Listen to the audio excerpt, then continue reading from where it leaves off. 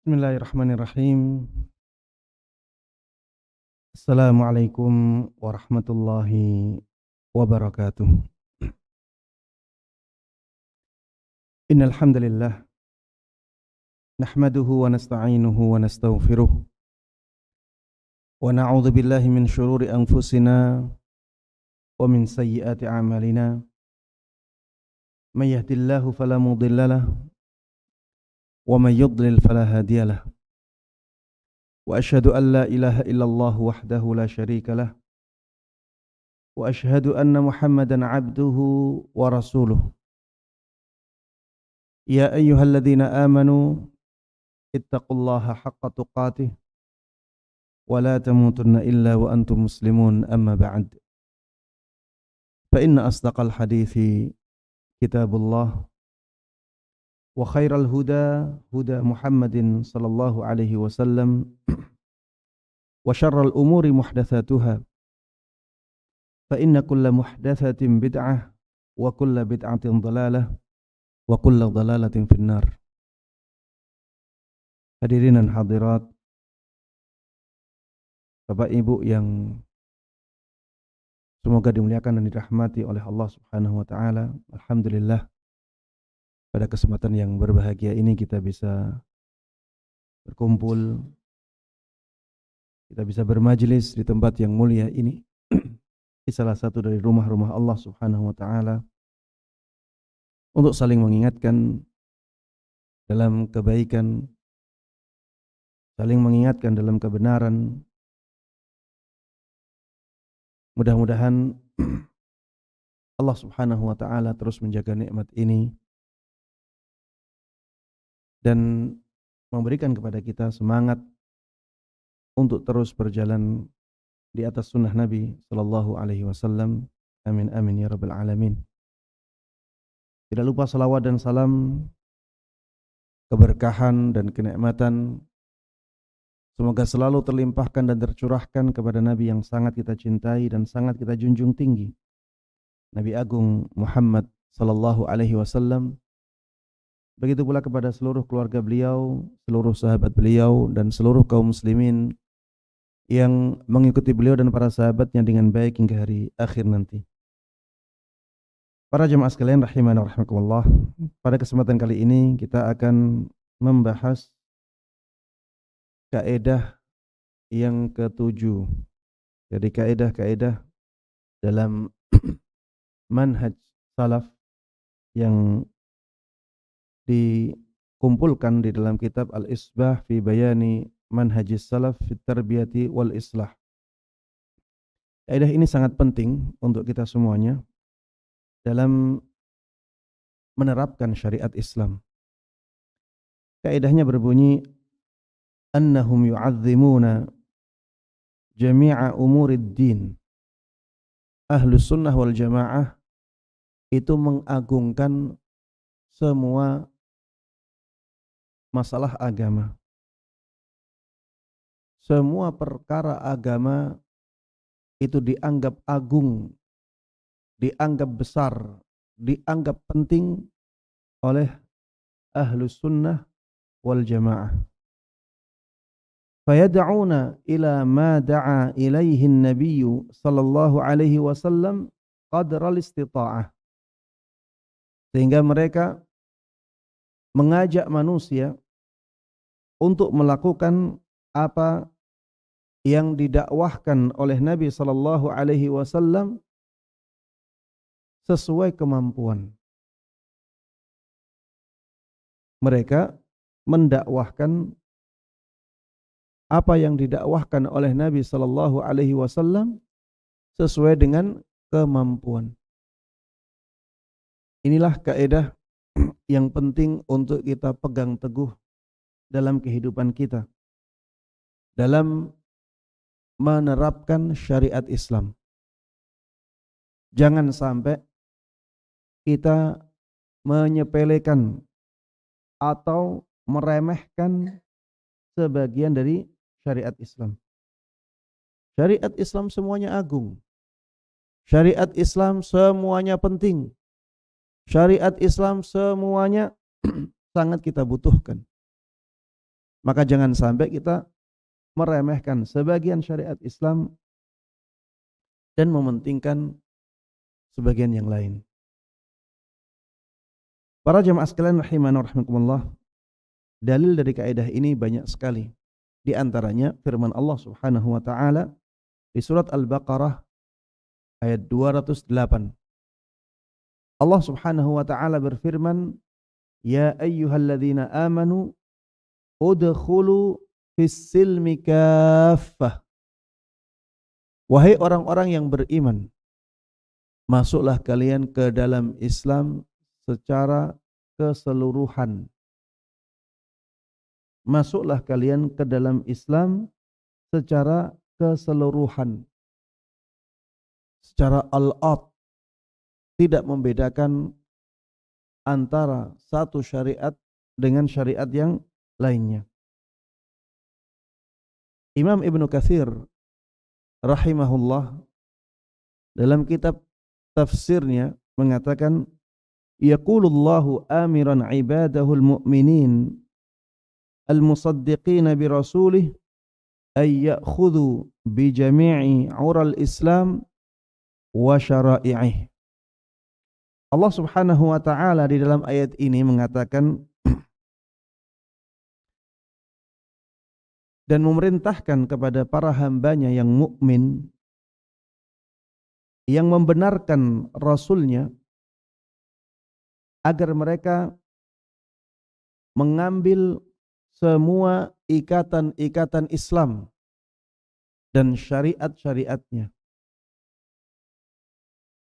Semua ikatan-ikatan Islam dan syariat-syariatnya maksudnya adalah tuntunan-tuntunan Islam.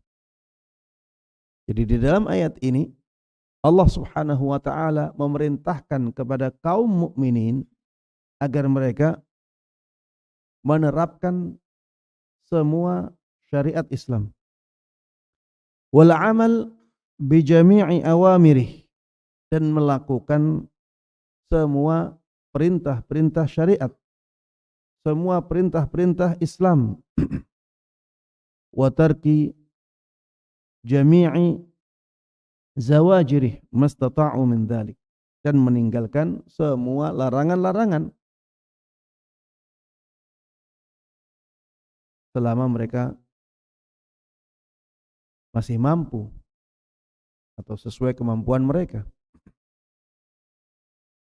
Ini perkataan dari Imam Ibnu Katsir rahimahullah. Kemudian beliau menguatkan penjelasan beliau dengan perkataan seorang imamul mufassirin Mujahid. Qala Mujahid ay i'malu bi jami'il a'mali wa wujuhil bir.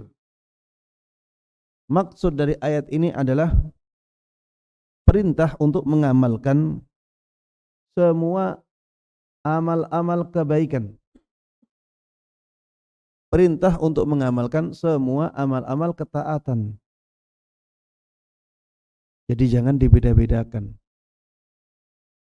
Jangan sampai mengatakan ini inti Islam sedangkan ini kulitnya. Kulitnya bisa kita abaikan, kita terapkan inti Islam saja. Ini perkataan yang batil. Islam tidak mengajarkan yang demikian. Rasulullah sallallahu alaihi wasallam tidak mencontohkan yang demikian. Para sahabatnya juga demikian. Mereka mengagungkan semua syariat Islam. Tidak membeda-bedakan. Ini kulit, ini intinya. Kemudian meninggalkan yang dianggap sebagai kulit dan hanya menerapkan yang dianggap sebagai inti.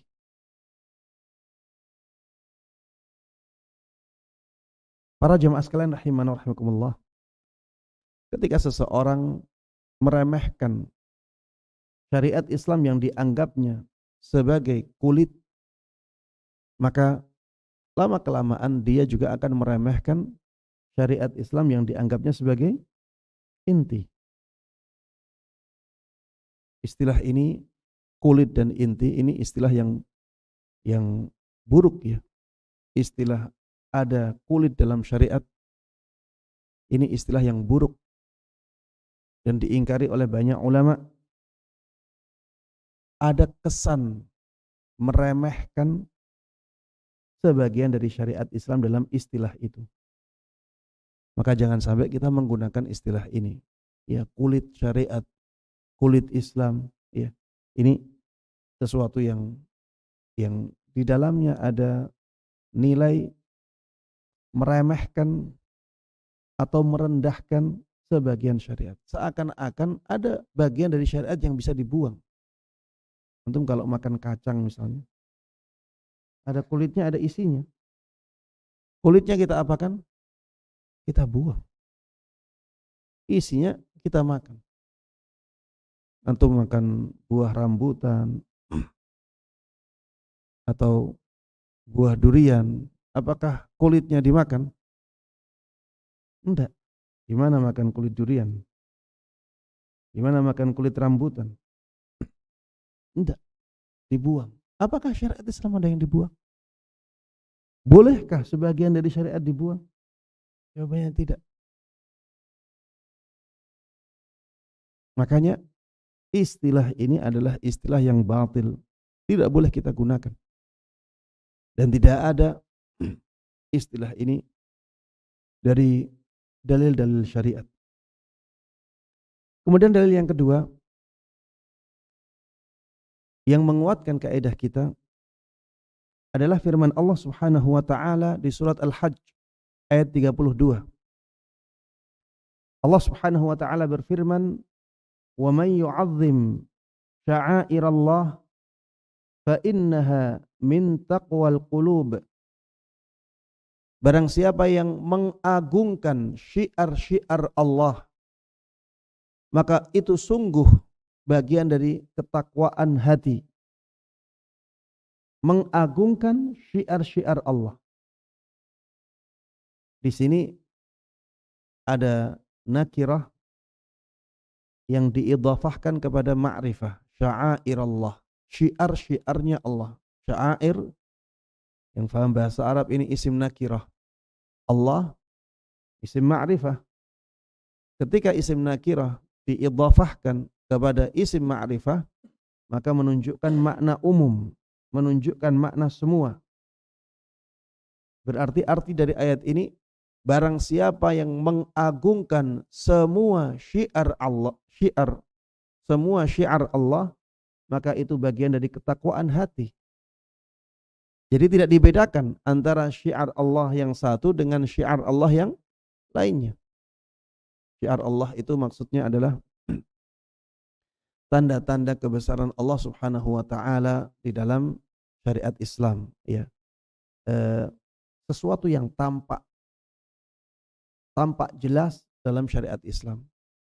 Itu disebut sebagai syiar Allah, syiar Islam. Seperti misalnya syariat adzan. Ini tampak syiar Islam. Disebutkan inna safa wal marwata min sya'airillah. Safa dan Marwah itu termasuk bagian dari syiar-syiarnya Allah. Tampak ya, Bukit Safa, Bukit Marwah. Begitu pula seperti misalnya Hajar Aswad, ya, Ka'bah. Ini syiar-syiar Allah ya yang tampak di dalam syariat Islam. Salat Id, salat Jum'ah, ini syiar Allah Subhanahu wa taala karena tampak, kelihatan jelas. Barang siapa yang mengagungkan semua syiar Allah, maka itu bagian dari ketakwaan hati. Di sini Allah Subhanahu wa taala tidak membeda-bedakan antara syiar Islam yang satu dengan syiar Islam yang lainnya. Disebutkan oleh Syekh Faisal Al-Jasim dalam kitab beliau Bayan Al-Mahajjah. Beliau mengatakan kalau syiar Allah saja itu diperintahkan untuk diagungkan, apalagi sunnah-sunnah Rasulullah sallallahu alaihi wasallam. Kalau syiar Allah itu diperintahkan untuk diagungkan oleh Allah Subhanahu wa taala, bagaimana dengan sunnah-sunnah nabinya sallallahu alaihi wasallam? Ya kayak Bukit Safa, Bukit Marwah. Ini benda mati. Itu saja Allah perintahkan untuk diagungkan, dimuliakan. Padahal benda mati. Bagaimana dengan sunnah-sunnah Nabi sallallahu alaihi wasallam? Ini menunjukkan perintah untuk mengagungkan semua tuntunan Islam. Tidak terkecuali. Jangan sampai kita beda-bedakan. Kemudian dalil yang berikutnya di surat An-Nur ayat 15. Allah Subhanahu wa taala berfirman, "Idz talaqqawnahu bi alsinatikum wa taquluna bi afwahikum ma laysa lakum bihi ilm wa tahsabunahu hayyina wa huwa 'indallahi 'azim." Ingatlah ketika kalian saling menyebarkan kebohongan di antara kalian. Ini tentang masalah fitnah, bahwa Ibunda Aisyah radhiyallahu anha berselingkuh dengan sebagian sahabat Nabi sallallahu alaihi wasallam yang disebarkan oleh kaum munafikin. Ada sebagian dari sahabat Nabi sallallahu alaihi wasallam yang ikut-ikutan menyebarkan fitnah itu karena ketidaktahuan. Akhirnya diceritakan oleh Allah Subhanahu wa taala di dalam ayat ini.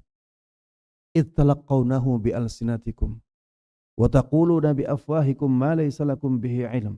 Ingatlah ketika kalian menyebarkan kebohongan di antara kalian.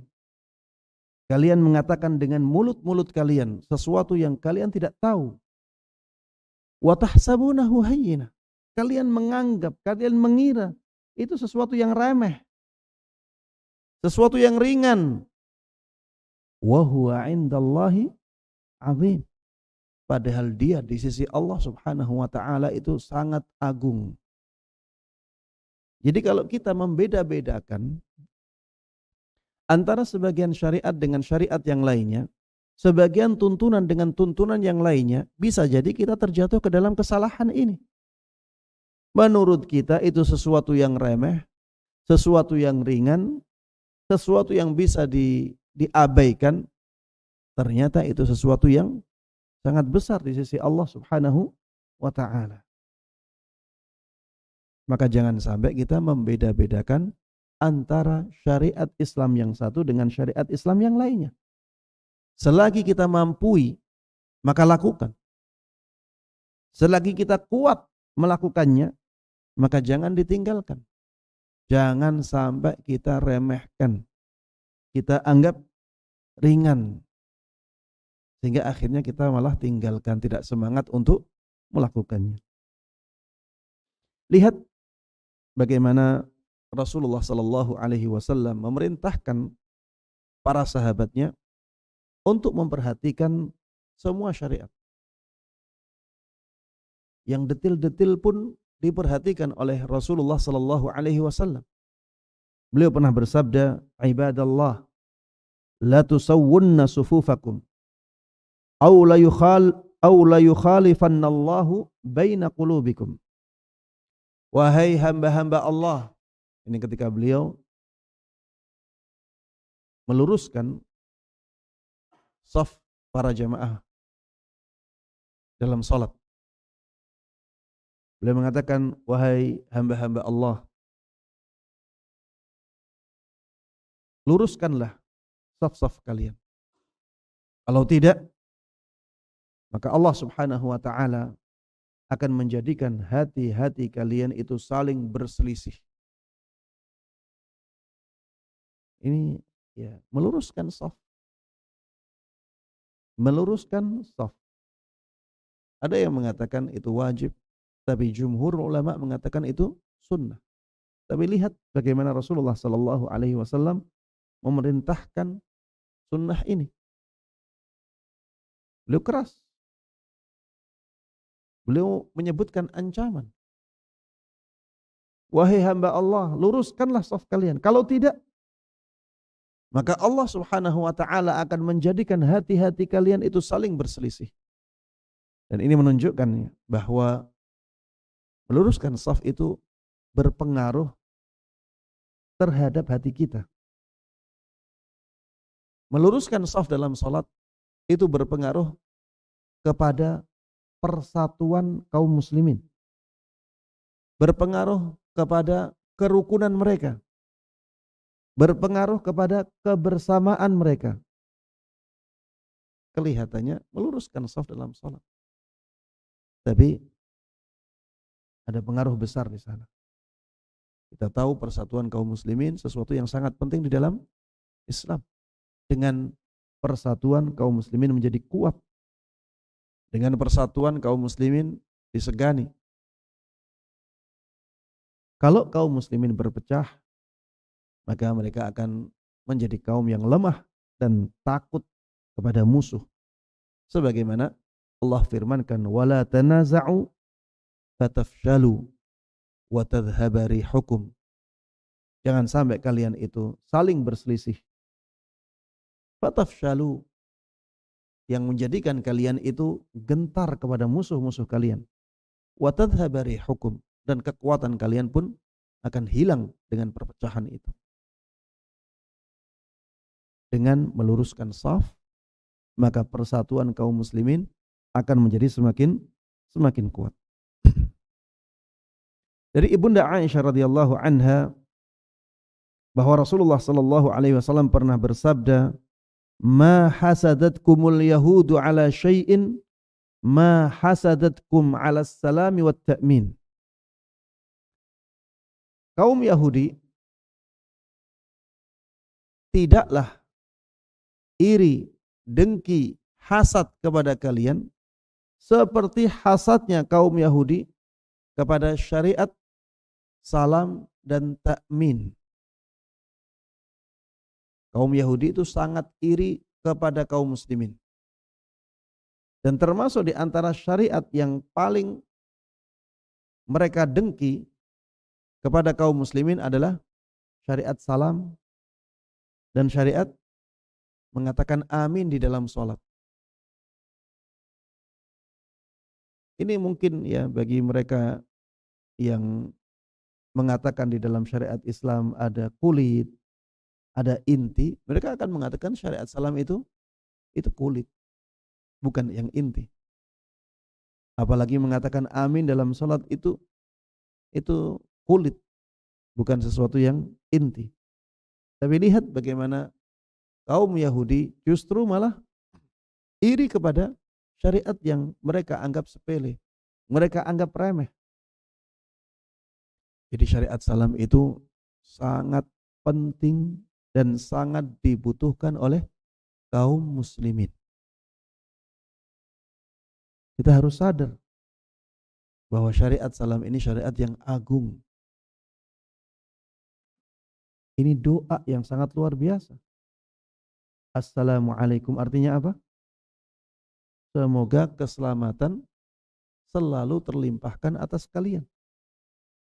Warahmatullah artinya apa? Semoga rahmat Allah selalu terlimpahkan atas kalian. Kasih sayang Allah. Wabarakatuh juga demikian. Semoga keberkahan Allah Subhanahu wa taala selalu terlimpahkan atas kalian. Jadi ini doa yang sangat luar biasa. Keselamatan, kasih sayang Allah, keberkahan Allah Subhanahu wa taala. Kita minta kepada Allah Subhanahu wa taala agar Allah melimpahkan itu terus kepada orang yang kita salami. Dan syariat Islam mewajibkan kaum muslimin untuk menjawab salam ini. Waalaikumsalam warahmatullahi wabarakatuh. Makanya orang-orang Yahudi itu sangat iri dengan syariat salam. Tidak ada di syariat mereka salam ini. Yang ada apa? Apa salam? Bagaimana salamnya orang Yahudi? Memberikan isyarat tangan. Dan itu yang banyak dilakukan oleh kaum muslimin. Jadi nggak salam tapi gini aja. Ini contohnya orang Yahudi seperti ini. Jadi para jamaah sekalian rahimanallah, ketika ketemu ucapkan salam. Ucapkan salam walaupun dari jauh. Ucapkan salam. Kalau misalnya ya kita memberikan isyarat seperti ini dengan salam masih lebih ringan. Tapi banyak dari kaum muslimin yang hanya memberikan isyarat saja tapi tidak mengucapkan salam. Maka mari kita ubah ya kebiasaan-kebiasaan yang tidak sesuai dengan syariat ini. Kalau kita memberikan isyarat, ya kita sertakan salam. Assalamualaikum warahmatullahi wabarakatuh. Kalau dari jauh misalnya, orang yang tidak dengar paling tidak dia masih melihat mulut kita bergerak. Dan dia juga akan menjawab apabila dia tahu bahwa kita menyalami dia. Para jemaah sekalian rahimanallah, ada hadis lain yang menjelaskan bahwa semua syariat Islam itu harus kita perhatikan. Hadis dari Al-Azraq Ibn Qais rahimahullah, beliau mengatakan, "Shalla bina imamun lana yukna Aba Rimthah." Pernah salat mengimami kami seorang yang diberi kunyah Abu Rimthah. Abu Rimthah pernah mengimami kami. Faqala, kemudian dia mengatakan, "Shallaitu hadhihi shalah ma'an Nabi sallallahu alaihi wasallam." Aku pernah salat seperti ini bersama Nabi sallallahu alaihi wasallam. Kemudian Abu Rimthah mengatakan, "Wa kana Abu Bakrin wa Umar yaqumani fis saffil muqaddam an yamini." Dan ketika itu sahabat Abu Bakar dan Umar mereka berdiri di saf pertama di sebelah kanannya Nabi sallallahu alaihi wasallam. Ini menunjukkan bahwa saf bagian kanan itu lebih afdal daripada saf bagian kiri. Secara umum saf bagian kanan itu lebih afdal daripada saf bagian kiri, kecuali apabila saf bagian kirinya lebih dekat dengan imam, maka saf bagian kiri menjadi lebih afdal daripada saf bagian kanan. Intinya ketika kita sholat berjamaah, berusahalah untuk memilih saf bagian kanan yang paling dekat dengan imam. Kalau tidak ada, ya kita ke saf bagian kiri, yang penting kita lebih dekat dengan imam. Wa kana rajulun qad syahidat takbiratul ula minas shalah. Ketika itu ada seorang laki-laki yang sudah mengikuti salat bersama Nabi sallallahu alaihi wasallam sejak takbiratul ihram. Jadi ada orang yang ini jamaah juga, jamaah salat ketika itu dia sudah mengikuti salat berjamaah sejak takbiratul ihram. Fasalla Nabiullah. Maka Rasulullah sallallahu alaihi wasallam menjalankan salatnya. Tsumma sallama an yaminihi wa an yasari. Kemudian beliau bersalam atau mengucapkan salam ke sebelah kanan dan ke sebelah kiri, ya salam dari salat ya. Hatta ra'aina bayada khaddai.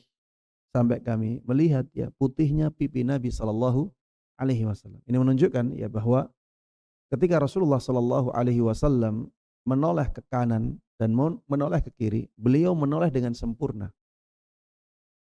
Makanya jamaah yang di belakang beliau benar-benar melihat pipi Rasulullah sallallahu alaihi wasallam. Thumman fatal kan fitali Abi Rimthah yakni nafsah. Kemudian beliau bergerak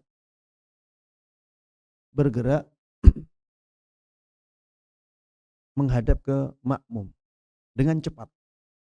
Seperti pergerakan Abu Rimthah. Ya maksudnya dirinya sendiri. Abu Rimthah ini gerakannya cepat. Rasulullah sallallahu alaihi wasallam juga dulu seperti itu. Ini menunjukkan ya bahwa setelah imam salam dianjurkan untuk menghadap kepada makmumnya dengan segera. Ya, membaca astagfirullah, astagfirullah, astagfirullah masih menghadap ke kiblat.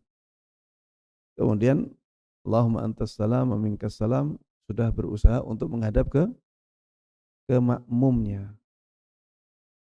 Ini sunnah Nabi sallallahu alaihi wasallam. Banyak di daerah-daerah ya, imam itu setelah sholat terus menghadap ke kiblat. Saya tidak mengatakan ini dosa, ini haram, tidak. Tapi Rasulullah sallallahu alaihi wasallam dahulu tidak seperti itu. Beliau menghadap ke makmumnya, ke jamaahnya. Ini sebenarnya banyak manfaatnya ya. Di antaranya melihat keadaan jamaah. Di antaranya ini menunjukkan ketawadhuan.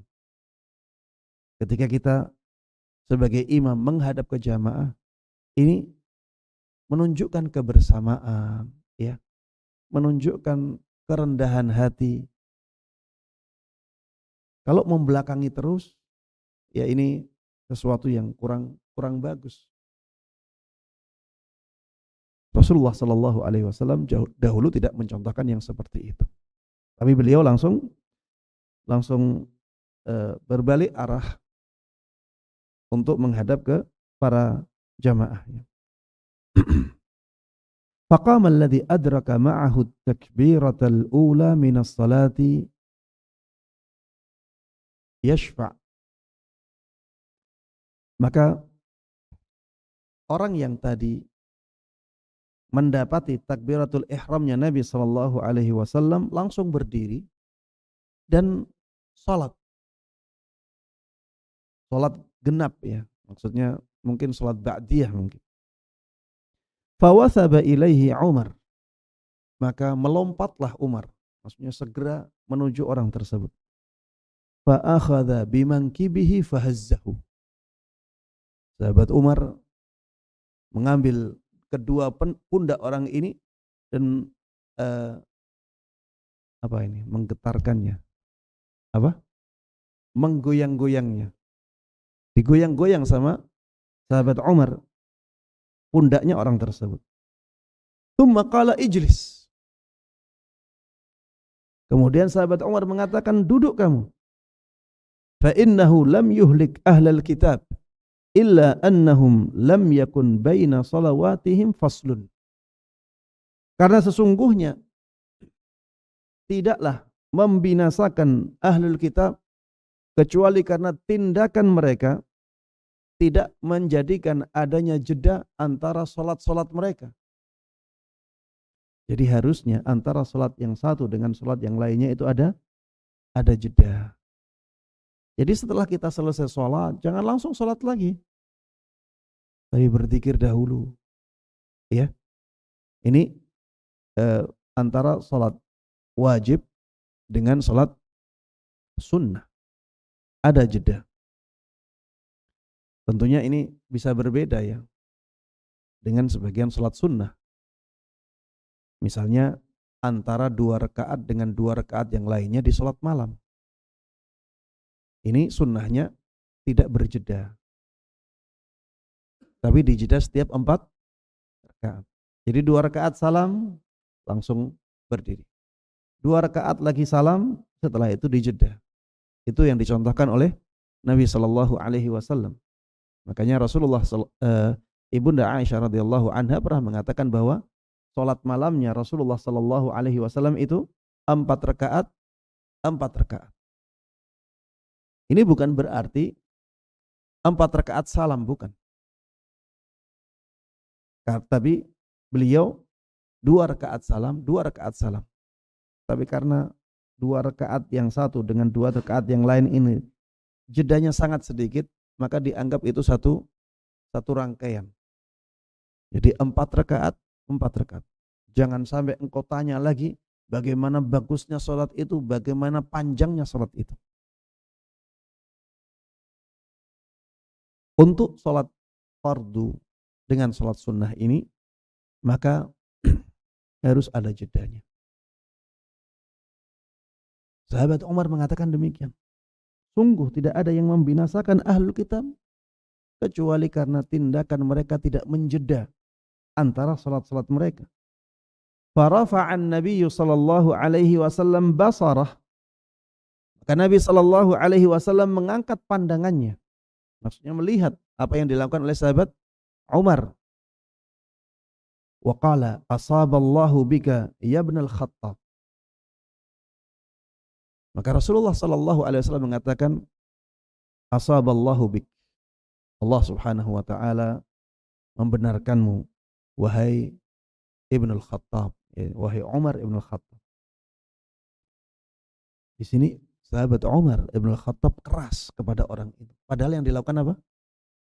Berdiri langsung setelah sholat jamaah untuk sholat. Kelihatannya remeh. Tapi sahabat Umar ketika mengatakan inilah yang membinasakan kaum Yahudi, dibenarkan oleh Nabi Sallallahu Alaihi Wasallam. Makanya jangan sampai kita itu menyepelekan syariat Allah Subhanahu Wa Taala. Jangan sampai kita meremehkan syariat Allah, walaupun menurut kita itu seperti sesuatu yang kecil.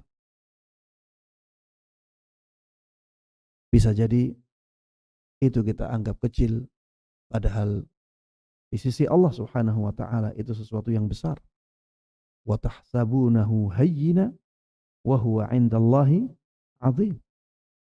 Kalian anggap itu remeh, kalian anggap itu sepele, padahal di sisi Allah Subhanahu wa taala itu sangat agung. Para jamaah sekalian rahimana wa rahimakumullah. Lihatlah apa yang dilakukan oleh sahabat Salman Al-Farisi. Ketika ada orang Yahudi yang meremehkan sebagian dari syariat Islam, sahabat Salman tidak malu dengan syariat tersebut. Sahabat Salman menunjukkan keagungan syariat itu. Ketika dikatakan kepada beliau oleh orang Yahudi, qad 'allamakum nabiyyukum kulla syai' hatta al-khira'ah. Nabi kalian telah mengajarkan kepada kalian segala sesuatu sampai tata cara bersuci dari kotoran yang keluar dari badan. Sampai tata cara membersihkan buang hajat diajarkan oleh Nabi kalian. Maksudnya orang Yahudi ini ingin merendahkan syariat itu, ingin merendahkan Islam. Masa Islam yang besar ini sampai yang kecil-kecil seperti itu diatur. Ketika yang kecil-kecil diatur, menurut orang Yahudi ini itu menunjukkan bahwa Islam ini agama yang rendahan. Karena ngatur yang kecil-kecil. Sahabat Salman Al-Farisi radhiyallahu anhu menganggap itu sesuatu yang besar. Beliau mengatakan ajal. Iya benar. Memang Nabi kami mengajarkan kepada kami tata cara membersihkan kotoran tersebut. Dan Dan itu sesuatu yang istimewa, ya. Itu bukan menunjukkan rendahnya Islam. Justru itu menunjukkan betapa lengkapnya apa? Syariat Islam. Dan aturan itu semakin lengkap menunjukkan semakin sempurna. Antum kalau misalnya masuk ke lembaga, kemudian antum melihat aturan di lembaga itu hanya satu kertas, hanya 10 poin, apa yang antum pahami dari lembaga itu? Ini lembaga ecek-ecek ini. Masa aturannya cuma satu halaman hanya 10 poin. Beda kalau antum masuk ke lembaga, antum tanya, ada nggak aturan di lembaga ini? Kemudian lembaga tersebut, ya perwakilan dari lembaga itu mendatangkan satu jilid buku yang tebal. Antum minta aturan masalah apa? Masalah kepegawaian di sini ada. Masalah kesantrian di sini ada. Masalah pendidikan ada. Masalah perizinan lengkap. Masalah larangan-larangan, pelanggaran-pelanggaran ini ada. Antum kalau melihat ada lembaga yang seperti itu, apa yang antum fahami? Lembaga ini benar-benar matang. Aturannya lengkap. Seperti itulah, atau bahkan lebih dari itu, syariat Islam. Syariat Islam itu lengkap. Sampai yang detil-detil diatur semuanya oleh syariat Islam. Tidak ada yang seperti syariat Islam. Antum cari di agama lain. Ana pernah ya dikabari oleh salah seorang yang bertanya kepada pemuka agama pemuka agama Nasara. Dia bertanya, kalian nggak punya aturan tentang pernikahan? Ini pemuka agamanya mengatakan tidak punya. Jadi bukan kaum muslimin yang mengatakan seperti itu. Pemuka agama dia mengatakan kami tidak punya aturan dalam pernikahan. Coba lihat Islam. Bagaimana mengatur pernikahan dengan sangat detail. Dan semuanya terjaga. Dengan sumber-sumber yang benar-benar kuat. Sempurnaan Islam luar biasa. Anda juga pernah ya mendengar di agama Hindu. Di mereka itu tidak ada kajian-kajian seperti ini. Tidak ada kajian-kajian yang seperti ini. Karena memang ajarannya itu sangat global, tidak terperinci. Terus yang ada apa? Yang ada ya ritual-ritual itu. Kemudian di dalam ritual ada nasihat sedikit. Itu yang ada. Agamanya tidak lengkap. Tidak mengatur yang detail-detail. Di dalam Islam sangat lengkap. Al-yawma akmaltu lakum dinakum wa atmamtu alaikum ni'mati wa raditu lakumul islam madina. Itu benar-benar nyata. Benar-benar bisa kita lihat secara jelas. Ya, para jamaah sekalian rahimana rahimakumullah, inti dari kaidah ketujuh ini, agama Islam itu syariatnya sangat banyak, ya. Jangan sampai kita meremehkan sebagiannya. Berusahalah semaksimal mungkin untuk menjalankan syariat Islam.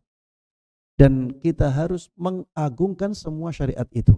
Memang nanti pada keadaan-keadaan tertentu ada yang dipentingkan atau yang lebih dipentingkan daripada yang lain. Misalnya ketika mengobati penyakit di sebuah masyarakat. Ketika mengobati penyakit di sebuah masyarakat, maka yang kita obati terlebih dahulu adalah penyakit yang paling parah atau paling mendesak. Misalnya di masyarakat ada kerusakan di bidang akidah. Akidah masyarakat rusak. Di sisi lain, mereka juga banyak kemaksiatannya. Maka mana yang kita dahulukan? Akidah yang kita dahulukan. Karena kerusakan akidah itu lebih parah daripada kerusakan dalam hal kemaksiatan. Dan akidah itu menjadi pondasi masyarakat. Ketika akidahnya bagus, maka otomatis kemaksiatan akan berkurang. Otomatis. Makanya kita pentingkan membenahi akidah masyarakat. Bukan berarti kita meremehkan yang lain, tidak. Kita tetap mengagungkan yang lainnya. Tapi di sini ada kebutuhan untuk menanamkan akidah yang lebih besar. Karena tidak mungkin ya dalam satu waktu kita menyampaikan semua syariat Islam. Mungkin tidak? Tidak mungkin. Rasulullah Sallallahu Alaihi Wasallam saja tidak seperti itu. Ketika Rasulullah Sallallahu Alaihi Wasallam mengirimkan sahabat Mu'adz ke negeri Yaman, maka Rasulullah Sallallahu Alaihi Wasallam memerintahkan kepada sahabat Mu'adz untuk memulainya dengan apa? Dengan tauhid, dengan akidah. Bukan berarti Rasulullah Sallallahu Alaihi Wasallam meremehkan syariat yang lain, tidak. Tapi ini adalah langkah mengambil yang paling penting. Yang paling penting mana itu didahulukan. Bukan berarti yang lainnya itu tidak penting. Yang lainnya penting juga, tapi ini yang paling penting. Ketika ada misalnya ya, di masyarakat ada pencurian yang sangat merajalela. Di masyarakat juga ada misalnya kebiasaan yang lainnya, misalnya kebiasaan berbohong. Tapi ketika itu masyarakat sedang resah dengan pencurian yang sangat merajalela. Maka seorang dai itu harusnya melihat fenomena ini dan memperhatikannya dan berusaha untuk mencari solusinya. Di antaranya dengan menjelaskan bahaya mencuri. Di antaranya menjelaskan bahwa mencuri itu bisa sampai hukumannya sampai berat di dalam Islam, ya. Di antaranya mengajak manusia untuk memperhatikan rumahnya, untuk mengetatkan pengawasan, karena itu sangat mendesak sekali. Maka itu didahulukan, bukan berarti yang lain tidak penting. Ya, ini yang kita maksud dalam kajian ini, bahwa kita harus mengagungkan semua syariat Islam. Jangan sampai kita meremehkan sebagiannya. Ya. Demikian wallahu taala a'lam. Mudah-mudahan yang kita bahas bersama bermanfaat untuk kita semuanya. Mudah-mudahan Allah berkahi ilmu kita, dan mudah-mudahan Allah Subhanahu wa taala memberikan taufiknya kepada kita semuanya untuk bisa mengamalkan dan menyebarkan semua ilmu yang sampai kepada kita dengan baik dan mudah. Amin amin ya rabbal alamin. Sallallahu wasallam wa baraka ala nabiyyina Muhammadin wa ala alihi wa sahbihi wa man tabi'ahum bi ihsanin ila yaumiddin. Walhamdulillahi rabbil alamin. Ada yang bertanya? Ya.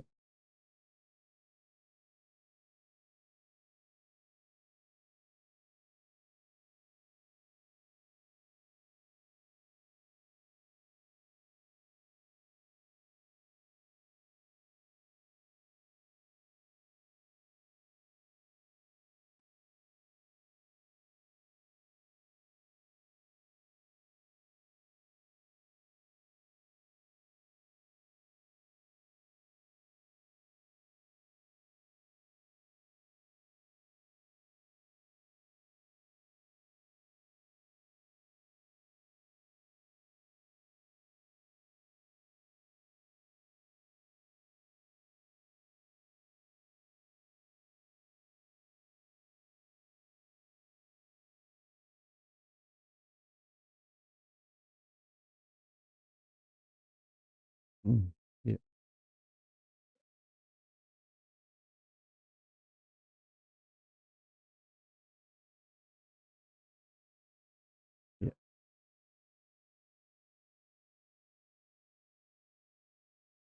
Ya, para jemaah sekalian rahimana wa rahimakumullah.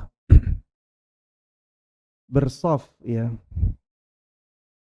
apabila teman kita di dalam salat tersebut tidak kooperatif ya, untuk merapatkan shaf, dan kita sudah berusaha untuk mengingatkan, tapi ternyata orang tersebut tidak mau menerima, maka alaikum anfusakum. Ya sudah, yang penting kita sudah berusaha untuk menerapkan sunnah. Tidak boleh kita memaksakan kehendak kita, karena ya kita sebagai orang biasa, tidak ada daya paksa yang kita miliki di situ. Yang mempunyai daya paksa adalah hakim, ya, qadhi. Itu yang punya daya paksa. Tapi kita sebagai orang biasa atau bahkan sebagai ustadz, sebagai ulama besar, tidak punya daya paksa. Walaupun yang kita inginkan adalah kebenaran. Yang kita inginkan adalah sunnah Nabi Sallallahu Alaihi Wasallam. Walaupun itu sesuatu yang wajib, tidak bisa kita memaksa orang lain. Yang kita bisa lakukan adalah menasehati, mengingatkan. Kalau dia sudah tidak mau kooperatif untuk menjalankan sunnah itu, ya sudah, tinggalkan. Yang penting kita berusaha menjalankan sunnah. Ya. Kemudian para jemaah sekalian rahimana wa rahimakumullah, masalah kaki ini juga sebenarnya bukan masalah yang harus seperti itu. Tapi yang lebih penting adalah merapatnya pundak. Merapatnya pundak itu lebih penting daripada merapatnya kaki. Bahkan kalau pundaknya menjauh, kita tidak boleh merapatkan kaki. Kenapa? Karena itu malah jatuh ke dalam tindakan takalluf, memaksakan diri. Harusnya yang kita rapatkan apa? Pundak. Itu yang lebih inti.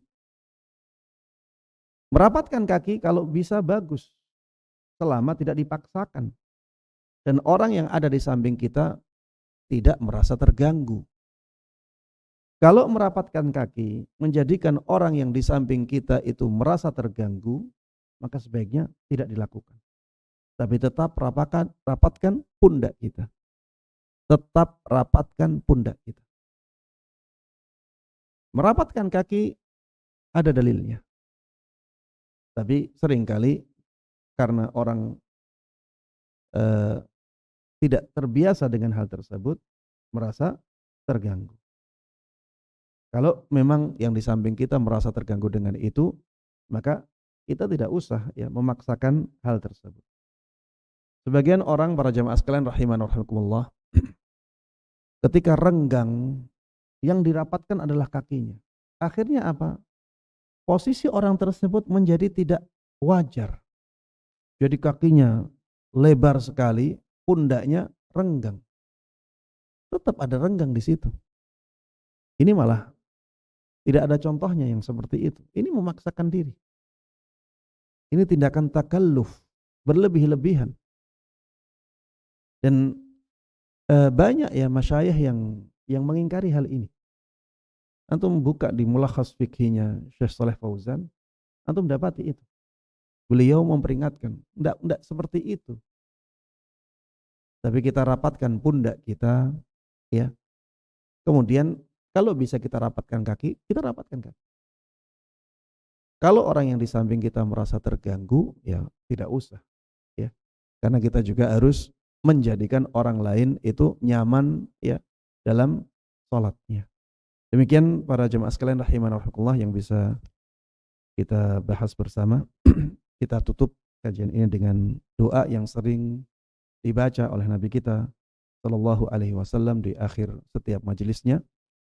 Allahumma qsim lana min khasyatika ma tahulu bihi bainana wa baina ma'siyatik, wa min ta'atika ma tuballighuna bihi jannatak, wa min al-yaqini ma tuhawwinu bihi alaina masa'ibad dunya, wa matti'na bi asma'ina wa absarina wa quwwatina abadan ma ahyaytana, waj'alhu al-waritha minna waj'al tha'rana 'ala man zalamana wansurna 'ala man 'adana ولا تجعل الدنيا أكبر همنا ولا مبلغ علمنا ولا تسلط علينا بذنوبنا من لا يخافك ولا يرحمنا. وصلى الله وسلم وبارك على نبينا محمد وعلى آله وصحبه ومن تبعهم بإحسان إلى يوم الدين. وسبحانك اللهم وبحمدك أشهد أن لا إله إلا أنت أستغفرك وأتوب إليك. السلام عليكم ورحمة الله وبركاته.